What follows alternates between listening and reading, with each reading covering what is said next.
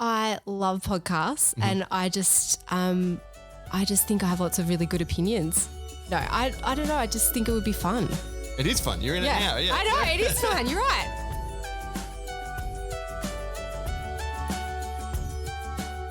I'm with Jennifer Morris today, who, should I call you Jen? Yeah. For all intents and purposes, yeah. Who, amongst other things, is my boss here at the Canberra Theatre Centre, head of marketing.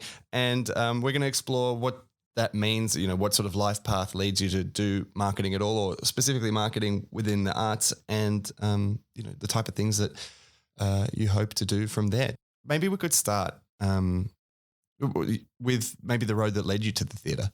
Yeah. I worked in marketing for quite a few years in a bunch of like agencies and in kind of commercial marketing, and did lots of different roles in marketing basically. So I'm not really from a marketing background. Yeah. What does an agency mean? Do you mean? So I worked for an advertising agency, kind of doing government, how do you explain it? Kind of transactional advertising, like buying job ads for Department of Health and Aging space in the newspaper, because this was quite a long time ago. And then I went and worked at Transact and did, That's selling a utilities company. Yeah, selling marketing for phone plans, and kind of got to do a little bit of sponsorship at that time with Canberra International Film Festival and all that kind of stuff, and really enjoyed it. And then I saw a job as a marketing coordinator come up here at Canberra Theatre in 2013, and it was kind of a little bit of a step backwards in terms of my career, but I'd always loved the theatre, loved the arts. So went for it and got the job, and started here in 2013, was in that role for I think about a year, and then got promoted into the media buyer role. Congratulations. Yeah. Thank you. Yeah. But what about even before that? How was it like a type of career that you just sort of fell into? You saw jobs that were going and you're like, oh, I have skills. Or did you train to? I went to uni. I did a communications marketing degree at UC. Oh, well, that sounds like you.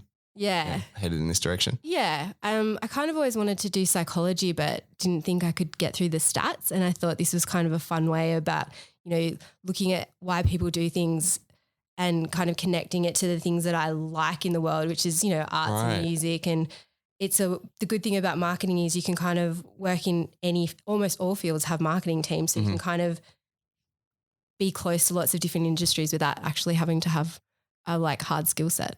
What when you did land in the arts, what was it about it that you liked? I have always loved coming to shows. I've loved going to gigs, just like my favorite thing. I think it's so exciting, and I think it's weird that everybody doesn't want to work here. Yeah, right. Yeah. Once you start to be amongst the bands or the music or is it that sort of stuff? Because I know you did come from Byron Bay Blues Fest before. Yeah. Not so much just being with them. I like seeing how kind of the sausage gets made, I guess. Seeing how it all comes together, all the behind the scenes stuff is what I really love. To make a show. Yeah. Oh, super interesting. What do you think is the biggest thing that people don't understand about the work that you do? I don't know. I guess in terms of marketing, it's you're kind of limited to what you're provided by whoever the person you're working with is. So sometimes we don't even know what something is going to be when we start selling it. We trust the companies we work with to provide us with a really good product, but for a lot of our season shows, that play may not have been on the stage yet. So we kind of have to be quite creative in how we express things so that we can explain it to people in a way that's accurate, but with very limited kind of bits and pieces sometimes. It's so funny because I'm on the other end of that equation as a performer, and particularly when I was doing comedy, some of the lead times are so long for the products that you're releasing. You don't even have a name for your show necessarily, and you have to provide, and they're like, send us 32 images or whatever. I don't know how the portrait and landscape. Yeah. Do you think that because you're interested in those processes, and I guess now have heaps of experience in them all coming together, would you be interested in doing a campaign from beginning to end from within artistic production? Yeah, it would be. Because you kind of get it at a certain stage here at the theatre and then put it out there. But it would be so fun to conceive of it as well. Oh, I would love that. A few times we've worked really closely, like when we did Big Arts Hip Bone Sticking Out, they kind of worked a bit of that show in here, and we used that information to create a campaign. This was a few years ago. So we kind of have done a little bit of that, but it would be amazing to be part of the process from the very beginning to, see how it's actually being created, listen in on those stories and kind of that information, and to be able to take photos and all of that stuff from the beginning like that. Yeah, that'd be great. Do you think, are you like a controlling person? Yes. There was like a courteous moment of hesitation. Yes, absolutely. Yeah. How does that manifest in your personal life? In my personal life? Well, I'm actually not controlling at all in my personal life, just at work. Just at work. Oh, so interesting. Yeah. So when you go home, you're like, I've clocked off now. I just want to. Yeah. I very much, I don't know, you'd have to ask Brad if I'm controlling in my personal life, but I don't think so. I'm pretty easygoing. Like, he's picked out every place we've lived in the past few years. He, because I trust that he'll make the right decision. I know that he's really good at that stuff. So, he plans our holidays. He does everything. So interesting. And Brad's your partner, I guess. How long have you been together? 7 years. And so that's pretty. But at work, I would never let somebody else plan an itinerary. Yeah, I wouldn't let any of my colleagues pick a house that I have. Yeah, exactly. It's weird. So I don't know. I think I'm much more controlling in work stuff than I'm at home. That's so interesting. I wonder, do you think that that's a common trait? Not so much the personal one, but, for the people that are, heading marketing teams, because there are so many small pieces of information. You need to be across like everything, and you need to be able to access the systems like immediately to know when certain stuff's going out or when the campaign's in a certain mode or whatever. Yeah. So I guess it's not just a skill set, but there'd be a personality type that has a proclivity for that. I think so. I think you've got to, because I've worked across marketing and publicity. And so to do kind of both of those things, you need to kind of have the details and be across all the details and be able to feed lots of people information. So you kind of do have to be in control to be able to tie it all together. So you've come on pretty recently in your current role as the head of marketing here. Yeah. Is it still a honeymoon period? Like, do you have, large dreams for what can happen? I think so. It's a really exciting kind of time of change here. We have a new director starting in February. So I think this is a really good opportunity to have a bit of, some new things here, some new ways of doing things, some change. I think, this is an amazing venue and they do such great work, but it's always good to have different ways of doing things come in. So obviously not all of our listenership is from, an arts industry background. Plenty of people just, interested in attending events and things like that. What does a change of director mean? Like it could just sound like, someone else is in charge of looking at the books or whatever, but what does that materially mean? Well, we don't really know yet. I think it'll depend. We haven't had much of an opportunity to speak to him about what his objectives for the theatre are. But I think, looking at Bruce, who was our director previously, he really wanted to work on large scale things, and he's made that happen over the last 5 years. When I first started working here in 2013, we didn't have anything of the scale of a Mamma Mia or a Cirque Stratosphere or a West Side Story. Like that stuff didn't happen. And yeah, really? No, not at all. The biggest, when I started in 2013, it was a centenary year, and I think we had 22 shows in the season, and Secret River was one of the biggest things that we'd had at the theatre for a very long time.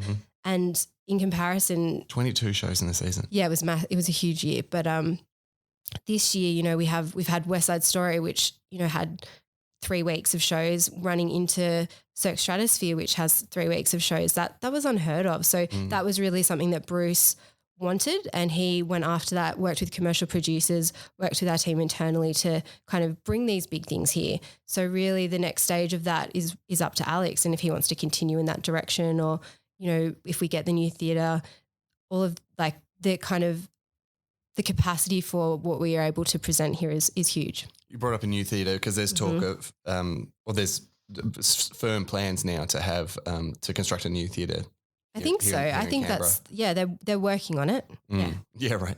Do you think that pursuing the big shows is I kind of don't want to get you to be too political about your own job, but do you feel like pursuing the big shows is a good move? Like what appetite is there out there? We are still a small city, I guess. Yeah. I think I've come from working on national contemporary music tours at Chug Entertainment. So I'm used to working, a lot of our shows would just go to Sydney and Melbourne because that's kind of, you have small artists who can play to 100 people, and they'll come out from, different countries. Canberra, it's hard to bring something like that to Canberra. But the biggest stuff, a lot of the time it is a decision about whether it goes to Adelaide or Brisbane or Perth, and Canberra's sometimes left out of that equation at this point just because we don't have a venue of 2,000 people built for that kind of show at this point. So I think it would be a great opportunity to be able to bring more things here, because the city's grown massively. It's 420,000 people now. It's not, we're not close to Adelaide or Brisbane yet, but we do have great ticket buyers here.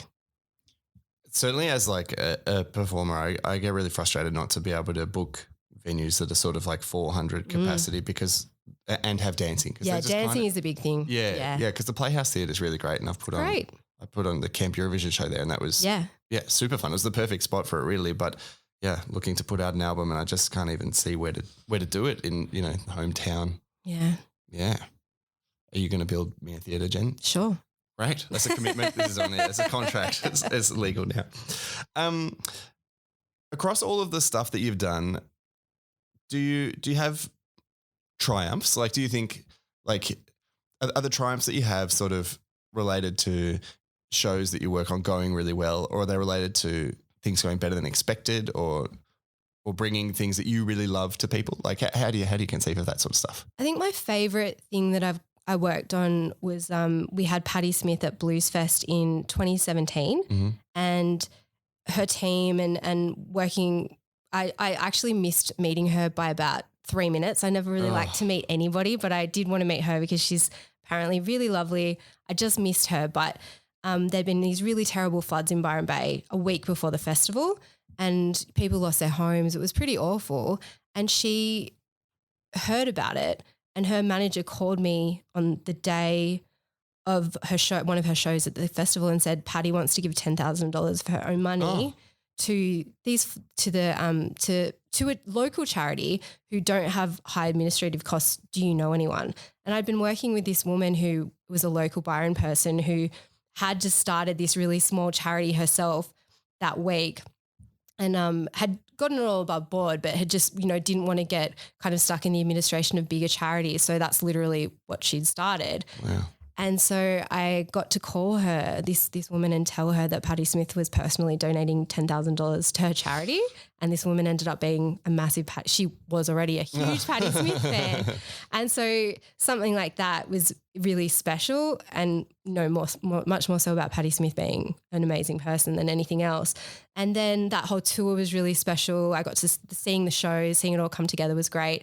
And then we got nominated for a Helpman Award, and I got to accept the Helpman Award with my friend and the head of touring at Blues Fest. Wow.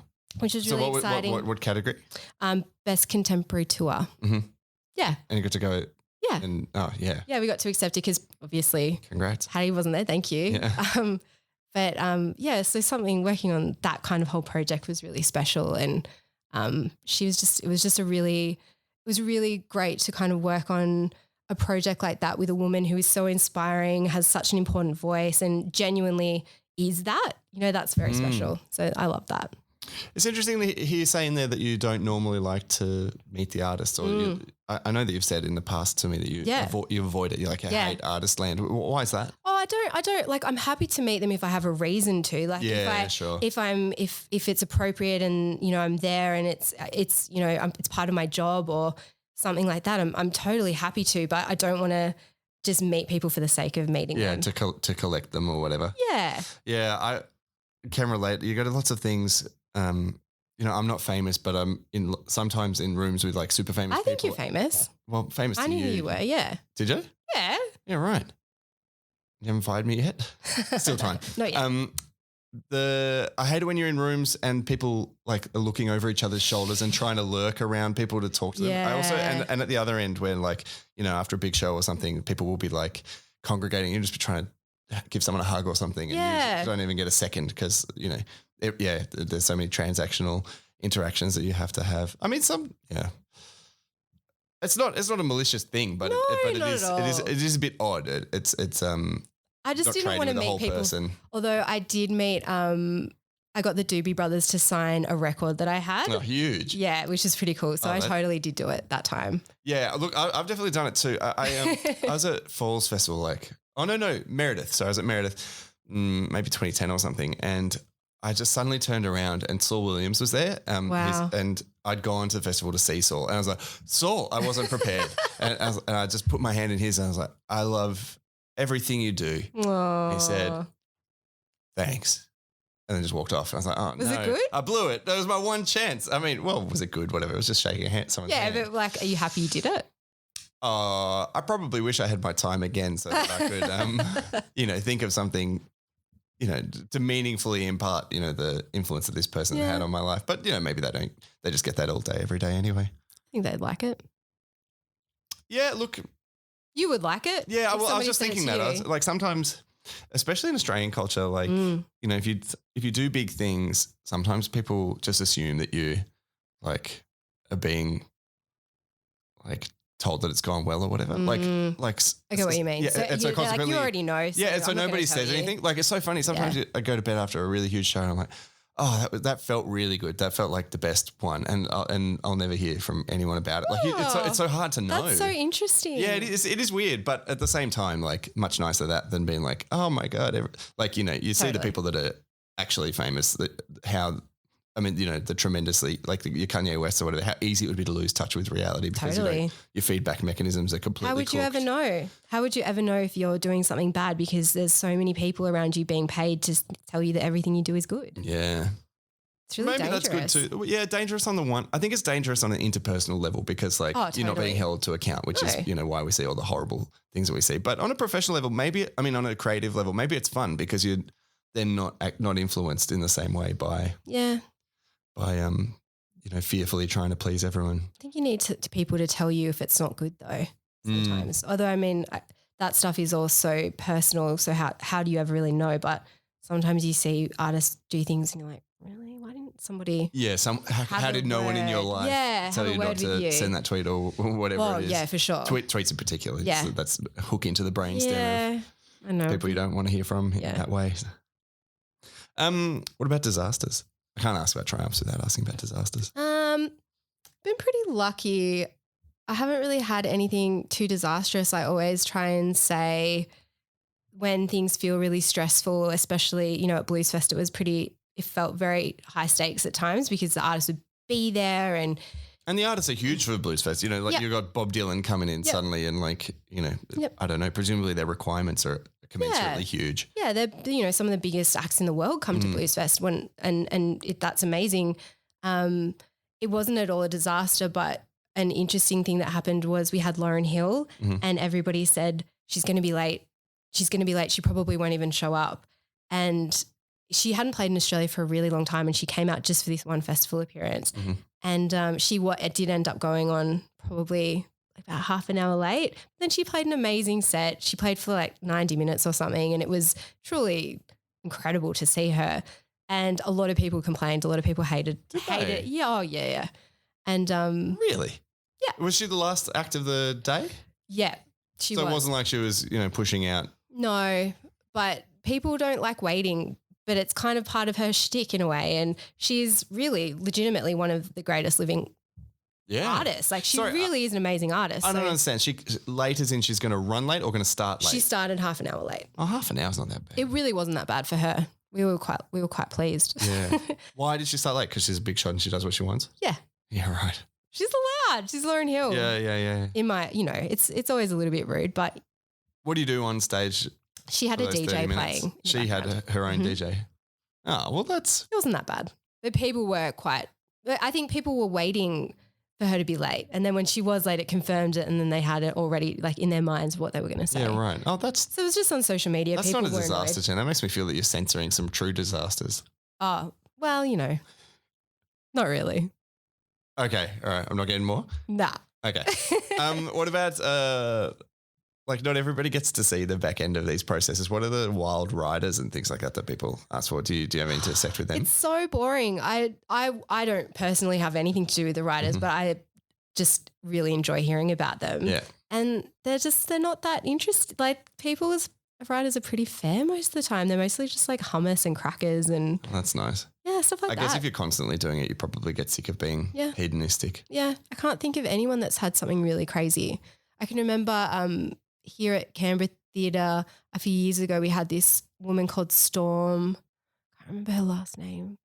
Anyway, she had she was a cabaret singer from America, and she had bring a puppy or a dog to my dressing room. So we brought our graphic designer Greer's Great Dane. Oh, great dog. Yeah. And so that was pretty fun. She was happy? Yeah. Oh, good. That's an outrageous thing to demand. I like it. I would totally do it because she can't have a pet. She's on the road like all year round. So she asks for people to bring their dogs. Oh, it's cute. That's almost heartbreaking in a way. Oh yeah, because she really does tour all the time. It's so funny, the sliding scale of this stuff. Sometimes you were just saying no one demands outrageous stuff. It's all pretty reasonable.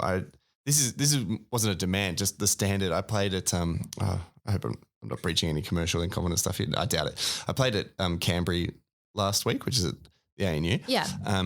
And it was with Hermitude and Nina Geraci. Yeah. And it was so funny. So we played first, and our room was like a room the size that we're currently in, which I guess is a sort of standard bedroom size for the four of us, and there was nothing in there. I had to ask to get us a bottle of water each, and so we went to the supermarket and got some snacks. And then the room next to us was probably 8 times the size of that, and that was Nina Geraci's room, and she had like 2 bottles of vodka, 4 bottles of wine. She's just one person playing for 30 minutes. She had so much stuff. I doubt she demanded it. There's no way one human would be like, Probably not. Like she didn't, she was just there on her own. Yeah. She was really lovely. There's no way that she would have asked for all that outrageous stuff.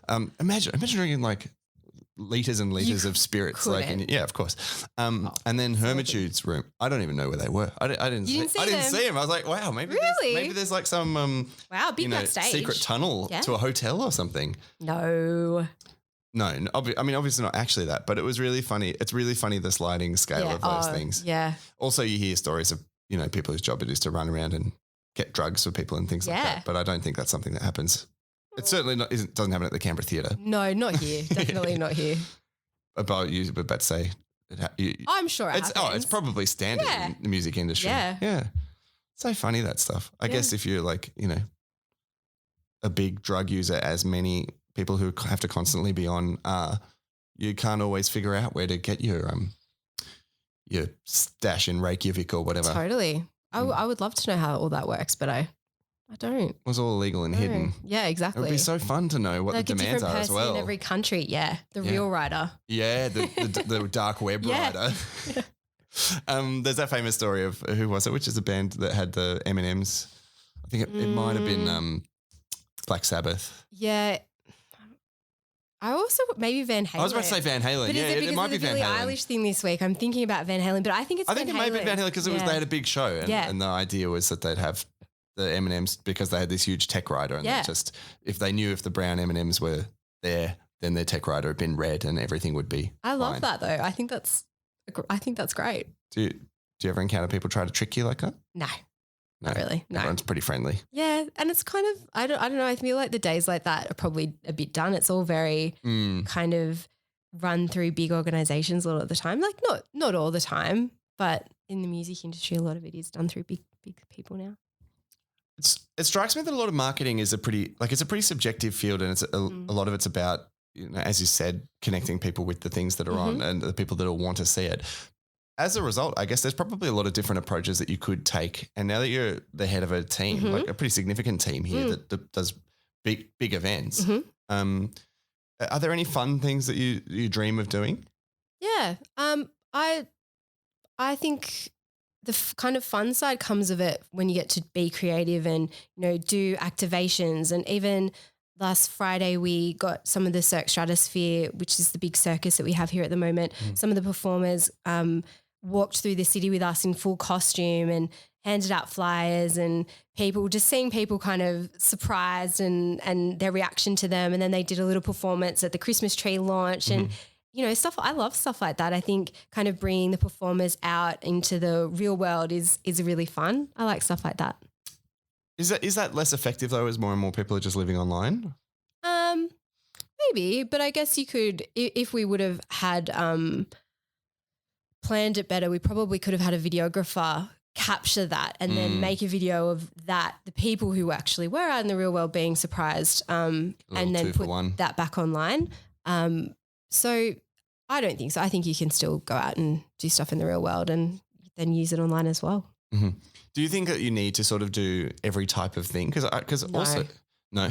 I don't think you do. Depends on the show, like in the budget and the objectives of it and who you're trying to talk to. But most of the time you can kind of keep it quite simple. Mm-hmm. Do you have a personal preference for what you would want to see? Like if you were director of the Canberra Theatre Centre, what would be the biggest thing that you would do? Because we've got this new window now with a new director coming in, which is a significant change and could really take us anywhere. Is it, if say hypothetically you're the director tomorrow, I don't know if the director listens to this podcast, but you know what's your first order of business? I don't know. I think I would love to see us work with local theatre more, local kind of artists here more. I think that would be. I don't know the practicalities around that. I'm sure there's a lot of money and time required to do that kind of thing. But I would love to kind of, as we were talking about at the beginning, work with a company to kind of create something here and then, do the marketing from the beginning to the end, knowing what it all looks like the whole way through. That would be really cool. Right. So actually have commissioned works that were run through the theatre itself. I would love that. Yeah. Right, because that's probably what they have in other cities, isn't it? Are the Melbourne Theatre Company and Sydney Theatre Company, are they based in specific theatres? I think that they work out of specific theatres, but I'm not sure. I think the Sydney Theatre does a lot out of the Opera House. There's probably a unique opportunity here actually for that because you could have, you could have all the commissioned works through here, through the venue, because then you wouldn't have to worry so much about sorry, I'll start from the beginning. If you make independent theatre works now, your biggest obstacles are how to do all the small things well. And if all the small things are being done well by a professional team that's already here, then bringing them into the theatre would mean that you could just exponentially increase the quality of the show, the access to good tech staff and spaces and gear and promotional stuff. It's exciting, Jen. Yeah. All right, I'll vote for you. When's the... give me a couple of years. When's the election? A couple of years. Yeah. All right. Thanks so much for joining us. Any final thoughts that you want to share with the listeners? No. Come on. More secrets about failures. Yeah. No. Okay. Well, I have a closing question. Okay, if you don't have any. great. What's the point of a theatre? What's the point of all the work that we're doing, do you think? I think, it's really about allowing people to come and experience art in person, and that's such a great privilege to be a part of. Like I really genuinely think there's something very special about getting to sit and watch an artist who you love or a show that you love, or to be challenged by something in real life. We have so much, there's so much competition now, even in the time that since I've started working in entertainment, we didn't have Netflix to compete with at that time. And now it's so easy. You can sit at home and watch these incredible things that are made for millions and millions and millions of dollars at the click of a button, but people still want to come to the theatre and experience something that might be more simple and made cheap, like definitely costs a lot less money to produce than The Crown. Game of Thrones or whatever. Exactly, yeah, exactly. But we still want to have that connection. And I think it's really interesting that people still want to do that, but I know I still want to do that. Yeah. And why do we want to come and watch Hannah Gadsby do her comedy on stage at the Canberra Theatre when we know that we can watch it on Netflix for free? Well, not for free, for a monthly subscription in a few months. Like, what is it about seeing something in real life that is special? But that's what I love about working here. Yeah, it's alive and there's nothing like it. Yeah. Great. Thanks so much for your time, No Jen. worries.